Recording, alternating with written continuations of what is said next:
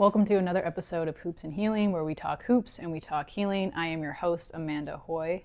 Sometimes these two topics will blend together, and sometimes they'll be treated as separate topics because sports are healing and healing is a sport. Let's get into it. I ask people to ask me their questions related to hoops and healing, so let's get into the questions. Jazz asks, what made you fall in love with the sport of basketball? This is a really good question because I haven't really thought about this for so long, but for me, I just remember having so much fun playing when I was younger. And I started pretty young at 5 years old.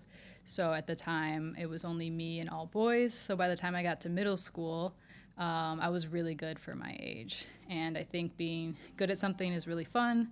And I like the camaraderie from the sport, playing with my friends, being active, working towards a common goal together. I felt really free. And when I was younger, before there was any real pressure, to be good was a really great feeling as well. I could just focus on the game and not think about anything else. I would get so consumed by it and be so into it, and I think that feeling of just enjoying so much you're consumed by it is really special.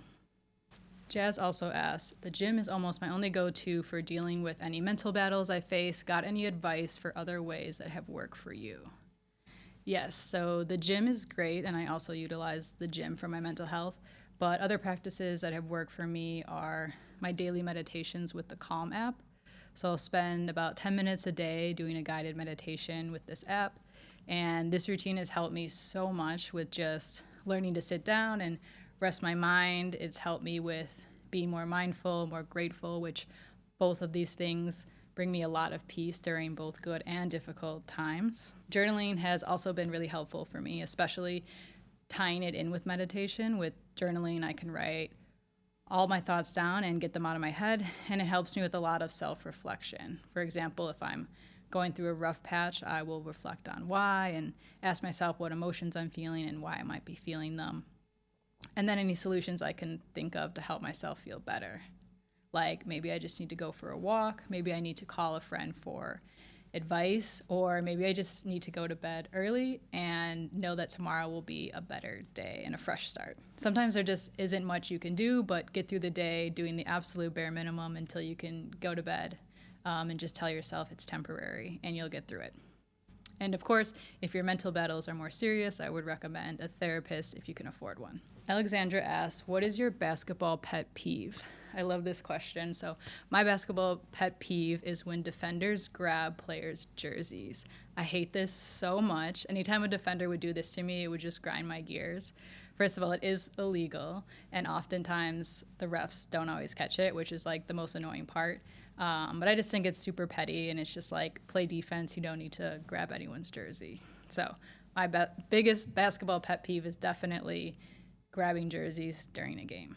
Marconi asks, if you could build a starting five using any players from any WNBA era, who would it be and why? So this question is really hard, but I respect it.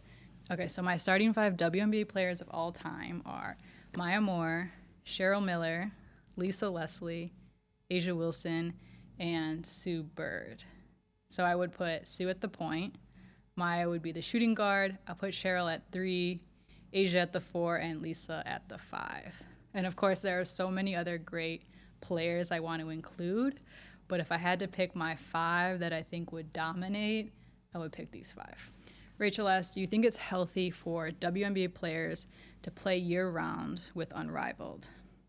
So technically speaking, no, playing at the high level these players do. I don't think it's healthy for anyone's body to go through that.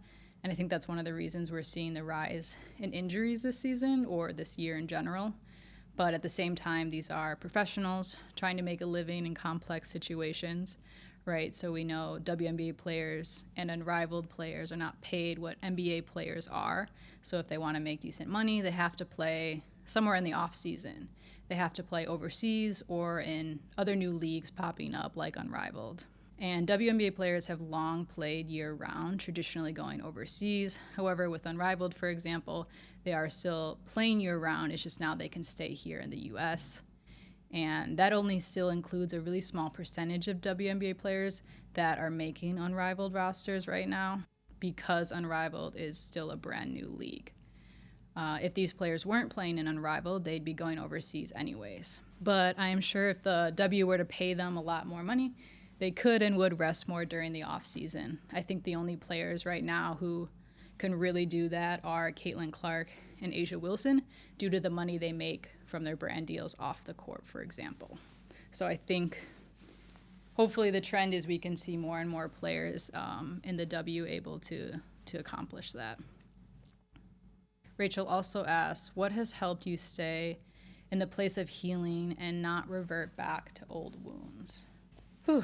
Okay, this is a really, really good question, and I want to start by saying I have not yet mastered this, just so we're clear. I chose the name Hoops and Healing to, one, talk about basketball because I love the sport, but also just to start and have conversations around healing and hear different perspectives and practices from other people. So I'm still very much a work in progress, but with that said, since I have started my more serious healing journey about a year and a half ago, I would say what helps me not revert back to old wounds is just having those hard conversations with myself in the mirror, right? Like really taking a hard look at myself and asking, what do you want to get out of this life? What are your intentions? What are your core values? And what is going to make you happy at the end of the day?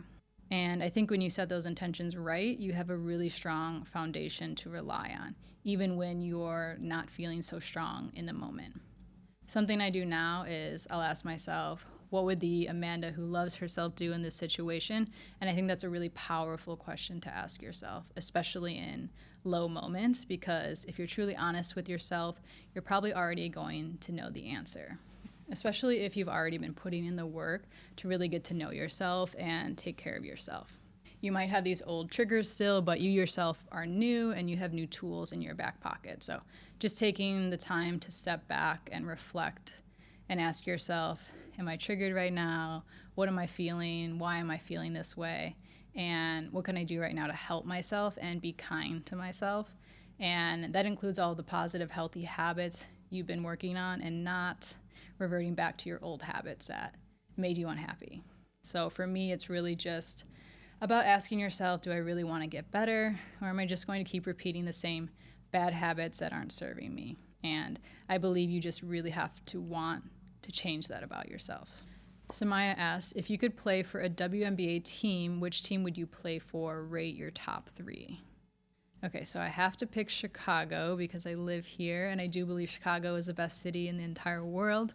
So I think it would be great to play for my city. After Chicago, I would pick probably Minnesota, just because their franchise is so iconic, especially from the Maya Moore years. And even though in recent years they've been really great but haven't won, I still believe they're an iconic team. And it's still the Midwest, so, pretty close to Chicago.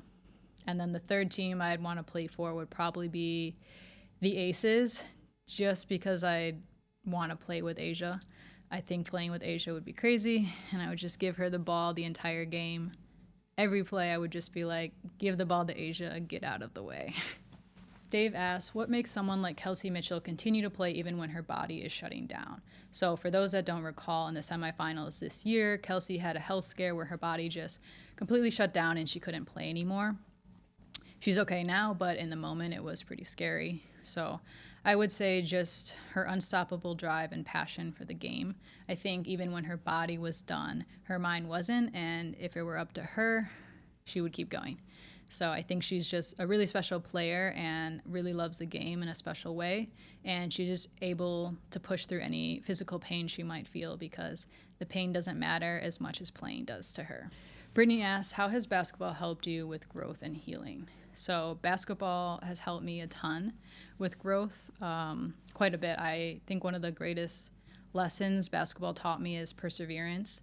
Even if you're tired or if you're struggling physically, mentally, spiritually, there's still time on the clock. You have to perform. So you have to show up and you can't give up. It taught me to really have a fourth quarter mentality in life, and I'm really grateful for learning that lesson through the sport. Randy asks, do you have tips for someone wanting to get into women's basketball but doesn't know where to begin? Yes, so my advice for someone wanting to get into women's basketball and is brand new to it, I would say first watch WNBA games. watch Unrivaled games, and also watch some clips on YouTube. So the WNBA and Unrivaled can be watched on TV or on streaming platforms. And if you're someone who might like the strategy of the game, you can look up highlight plays. Or if you're someone who's more interested in like the drama side of the game, you can YouTube things like WNBA viral moments on and off the court. The WNBA is great for top tier talent on the court, and I would say the tea off the court is also top tier. After that, I would say look up if there's any women's sports events in your city or near your city, or look into possibly attending some games in person. You can also try to find an online community through social media, whether that's following, women's sports content creators or just people who like to post that they're fans.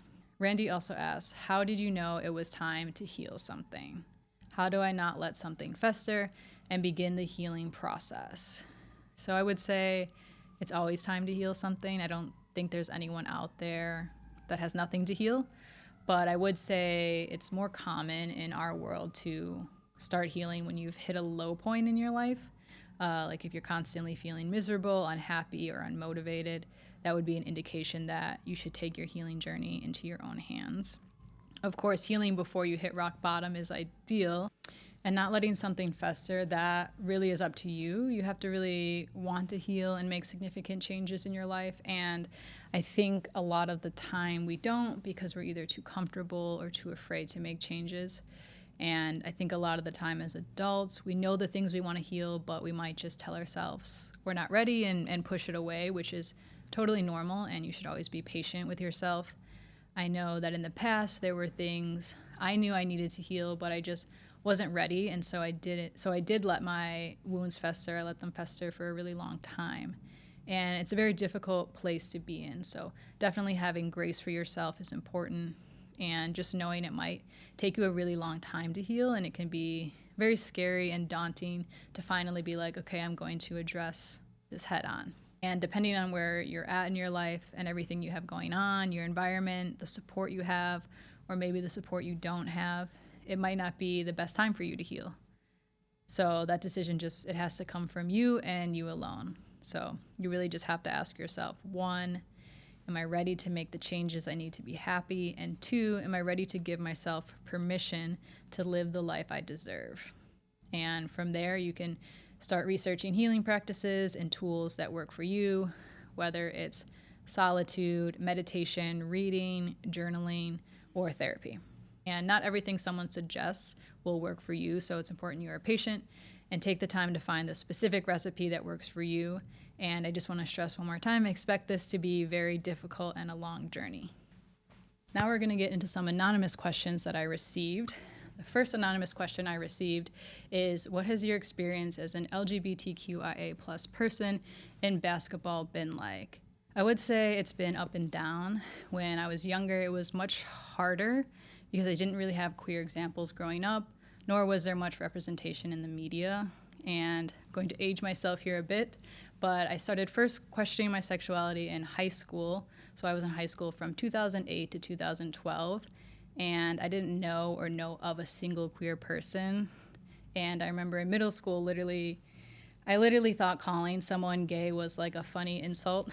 I didn't even know it was like an actual thing that someone could identify as or live a life as a queer person, which is kind of wild. But when I was in high school, that is when some TV shows started having queer representation. Particularly like Glee and Skins UK, and I'd also say Pretty Little Liars. And I remember being a little too fascinated with the queer characters and plot lines from these shows. And even though I had those shows where I can see the representation on TV now, I still didn't feel like I could talk with anyone about how I was feeling in my real life. And I've always played basketball, and I don't know if this is surprising to anyone, but there's a lot of queer women who play sports in general, particularly basketball. But in terms of like knowing I'm queer and playing the sport, it was just something I never spoke about. And other queer people that either I played with or against, it was just a very like hush-hush situation. So I would be on a team and it's like, okay, the head coach is gay, the assistant coach is gay, there's multiple players on the team who are gay, and we just didn't talk about it. But if you were gay, like you kind of knew who each other was. But again, no actual conversations were being had. And I think this just aligns with the time period back then, having open conversations about being queer were not very common. And eventually I did meet other queer people that I became friends with, and we had a safe space to talk about ourselves honestly. But it would still be pretty secretive and like just between us, and it was still a small number of people. So when I was younger, it was pretty rough, just keeping a lot to myself and not really feeling like I had a safe space to talk about this. But as they say, it gets better, and it definitely did for me. But I guess it didn't really get better until after I stopped playing the sport. I played a little bit in college, and it was the same situation as it was in high school. But after college is definitely when things got better, and I'm very happy and grateful with where I'm at now. I love being queer, and I have an incredible queer community and allies I'm surrounded with, and there's a ton of queer recreational basketball leagues here in Chicago that I've participated in, so it's really come full circle. That was a really great question, and I have no idea who asked it, but whoever you are, thank you.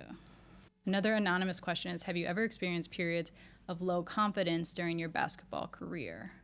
If so, how did you get it back? Yes, absolutely. I would say I had the lowest confidence actually when I was playing at the highest level, which was in college. So I played Division III women's basketball in college. So growing up in my town, I was always the best player, right? Like everyone knew me in my town as like the star basketball player. But when I started playing AAU, which is a summer league for high schoolers, but the people who typically played AAU, at least when I was in high school, it was like the best players from every town. So the talent was just crazy, and it was a really humbling experience to be like, not only am I not the best player, like I might not even be third string anymore. And to put things into perspective, Jewel Lloyd is someone who played in the same AAU tournaments as I did. We grew up in neighboring towns, so I would often see her around a lot. So that was a really shocking and interesting experience, to say the least. And then when I played in college, I also just had low confidence both on and off the court. It was a really rough time for me, so I just don't think I mentally felt like I was good enough, and that was a problem.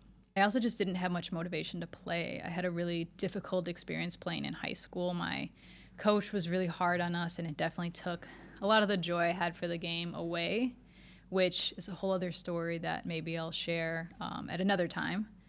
But just coming off my high school career, going into college, I was super unhappy, and I didn't find basketball fun anymore, so that definitely affected my game. And unfortunately, I never really bounced back. I just stopped playing after that. But I did eventually find my way back to recreational teams and just playing pickup for fun again. But I actually think it's really common for athletes to go through low confidence periods, whether it's a mental battle, maybe it's injuries, or just personal things getting in the way. But playing the sport is really hard. It's difficult. And it only gets harder with each level you go up. And that's why I have so much respect for the professional players. I don't have the same experience or haven't played anywhere near the same level as them, but I have a little bit of experience from my time playing that I can really just respect and be amazed at everything they accomplish, because there really is so much we don't see behind closed doors. The last question I have is also anonymous. So the last anonymous question is, when you get out of a long-term relationship, how long do you think someone should take to start dating again? So this is kind of like a dating advice question I wasn't expecting, but I guess it is related to healing, so I'll answer it. I think this is completely subjective to everyone's own experience, right? One rule that is sometimes thrown around is divide the time you were together in half, and that's about how long it should take you to get over it, which I think is solid advice, but should be taken with a grain of salt at the same time. Like if you dated someone for 4 years, it would take you 2 years to get over them, or if you dated someone for a year, it should take you about 6 months. And again, I think this rule is fine, but I truly believe it just depends on each individual. For me, it depends how invested you were, how much did you see or not see a future with this person, did you talk about a future, or were you just kind of dating and not really having serious conversations or thoughts about the future? And you just have to be honest about how hurt you are from the relationship being over and giving yourself the time you need to bounce back. For example, if you kind of knew the relationship wasn't going anywhere, and maybe you don't need that much time, or if you weren't really into them. But if you were, then give yourself more time, as much time as you need. I also think If you are going through a breakup, you should also ask yourself if there's anything you need to work on regardless of a relationship before you get into another one, because oftentimes when we're in relationships, it holds a mirror up to ourselves about things that we need to work on. So I would think back to any of those moments and see if there's anything that you would need to work on. Otherwise, you're just going to be going through the same thing with the next person. Let's talk about what to look forward to and what to keep an eye on in women's basketball in a segment I'm calling Court Vision. First up, we have the WNBA CBA negotiations and the impending player lockout. So WNBA players want a higher revenue share percentage so that their salaries are tied to the total revenue the league is bringing in. The league doesn't want to give this to them, and a strike is almost guaranteed at this point as the contract is up on October 31st, 2025. Now, obviously, there's a lot of talk about Kathy versus the players and Kathy versus Nafisa. If you watch the W, or even if you don't watch the W, I'm sure you heard about the drama. And so I'm not going to regurgitate all the information we've already been bombarded with, but I do want to speak on something that I think is not being talked about as much, which is that, yes, the players are fighting with Kathy, but Kathy is not the only boss. She's not the final boss level, as I like to say. The W players are actually fighting the NBA. Kathy is just the face of the WNBA executives right now. The NBA owns 42% of the WNBA, so they've been the ones pulling the strings from the beginning. The W exists because of the NBA. The NBA has subsidized the WNBA from its inception. So it is really the Adam Silvers that have the final say. So yes, Kathy is in a powerful position, but she doesn't hold all of the power here. The NBA hired her, so they are her boss. Adam Silver's recent comments about the CBA negotiations getting too personal is a great example of him trying to downplay the severity of the situation and make it seem like this is about something other than business and paying the players what they deserve. And I want to point out the NBA players had to fight for the exact pay and benefits that they have right now. The NBA has gone through 3 lockouts, through 3 different negotiations. And so I wonder if Adam Silver thinks those lockouts were personal too. Another topic related to the CBA this offseason is free agency. So only 2 players will be free agents this offseason other than those with rookie contracts. So if you are signed to a rookie contract, it is a minimum 4 years with an option to opt out on the 3rd year. The only 2 players not on a rookie contract that won't be free agents this year are Lexi Brown and Kalani Brown. It's kind of interesting that they have the same last name, but whatever. This was very intentional. The players discussed this and timed this with the negotiations on purpose so that they aren't stuck with their old teams. And most importantly, their old contract salaries. So when the league and the players do finally come to an agreement on salary, all the free agents will have access to the higher salaries because they will be signing brand new contracts. Some probably with their old teams and a lot of them with new teams. So it's very possible this off-season free agency will be a madhouse. And we've already kind of seen this trend in past seasons of more WNBA players moving around a lot and teams having to rebuild from scratch. So keeping track of free agency this season will be interesting, but before that can even happen, there needs to be a CBA agreement between the players and the league. Not to mention, we have 2 new expansion teams for 2026 with Portland and Toronto, and their drafts are supposed to happen this year as well, but they might be delayed due to the CBA negotiations. We've got other leagues other than the WNBA to look forward to, which is exciting. Unrivaled Season 2 will be taking place starting in January of 2026. It will include new players this year like Paige Becker, Sonia Citron, Kelsey Mitchell, and Veronica Burton, to name a few. And there will also be 2 new clubs, the Breeze and the Hive. We've also got a special one-night-only event in Philly in the same arena the Sixers play, which for those that don't know is Philly's NBA team. There will be 2 Unrivaled games taking place in Philly, and Philly is the first spot of many Unrivaled plans to tour in the future. The regular season of Unrivaled takes place in Miami through the months of January, February, and March. And it is a 3-on-3 style of play on a slightly smaller court with slightly different rules. So I'm not going to get into all of the different rules, but an example of a different rule is that instead of a timed 4th quarter, the 4th quarter is untimed and the game ends when one team reaches a winning score. And that is 11 points greater than the leader's score after the 3rd quarter. So basically, the 3rd quarter ends, you look at the score of the winning team, and you add 11 points. The first team to reach that number wins. So the team winning at the end of the third quarter has a big advantage.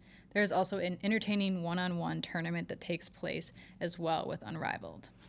We've also got Athletes Unlimited, which is another league happening during the WNBA off-season. It was founded in 2020, and it is a 5-on-5 league, so it's regular basketball rules, and it takes place in Nashville, Tennessee, during the months of February, March, and April. Athletes Unlimited isn't as popular as Unrivaled, as it's not backed by superstar W players like Stewie and Nafisa. However, there are some W players who will be participating. Some of those players include Tina Charles, Alicia Clark, Sydney Colson, Caitlin Chen, Anissa Morrow, and Nalissa Smith. We also have women's college hoops. The Division I women's college basketball preseason has already started, and the real season begins November 3rd and goes through March. Some of the teams to look out for are the reigning champs, UConn, also South Carolina, UCLA, Texas, and LSU, to name a few. And some players to look out for as well, particularly future WNBA draft picks, are Lauren Betts, Olivia Miles, Flau'jae Johnson, Tanaya Latson, and AZ Fudd. There are two other leagues that have entered the chat but are very fresh. They are Project B and the Upshot League. So Project B has been in conversation for nearly 2 years, but mostly under the radar, and it is now expected to launch in the fall of 2026. This league allegedly would have 6 men's and 6 women's teams and take place in Asia, Europe, and Latin America, with players getting equity in the league similar to Unrivaled. However, no specifics on this have been disclosed yet. This would directly compete with the NBA schedule, but not the WNBA schedule. This league is being backed by some big names, most notably the Saudi Arabia Public Investment Fund, LeBron James, and Candace Parker, to name a few. Project B is a filler name right now, as the actual name of the league hasn't been announced.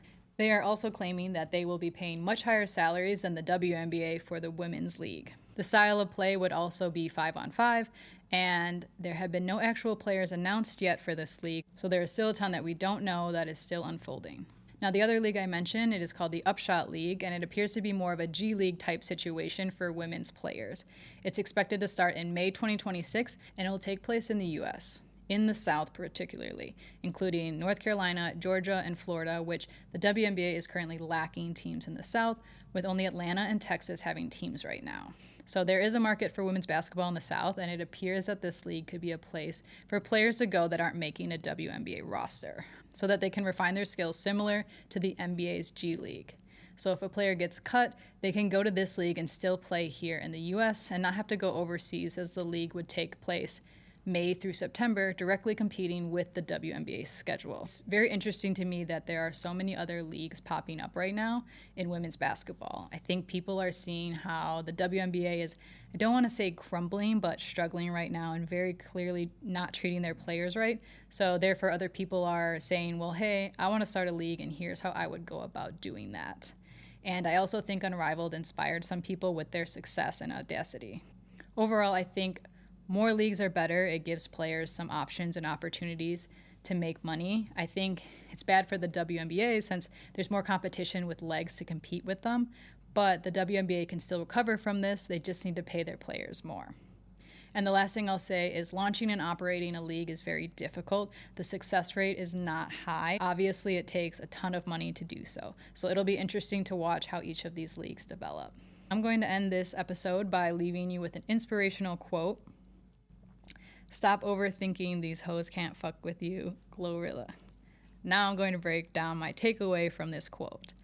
So the first part, stop overthinking, is really important. I used to struggle with overthinking so much. It just stems from, I think, caring too much about what other people think or how they might perceive you, especially if it's not how you perceive yourself.